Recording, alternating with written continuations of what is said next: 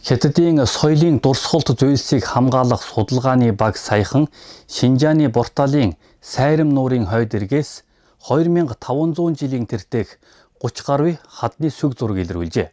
Эдгээр зургууд нь бараг 90 градусын эгц хаданд сийлэгдсэн бөгөөд амьтан, хүн, ан агнуурын үйл явцыг дүрслэн харуулсан байна.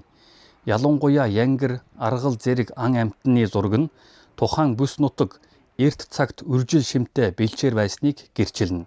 Сайрам нуурын хадны зургуудын дундаас ном сум барьсан ан хийж буй зураг онцгой байр суурь эзэлдэг. Судалгаагаар уг зурагт дүрслэгдсэн тэгш хэмт бус ном нь ойролцоогоор 2500 жилийн өмнөх болохыг археологийн судалгаагаар баталсан байна. Энэ нь Хөрөл Зевсгийн үед Евразийн тал нутгийн соёл дорн зүгт уламжлагдсан орж ирсний чухал нотлогоо болж байна.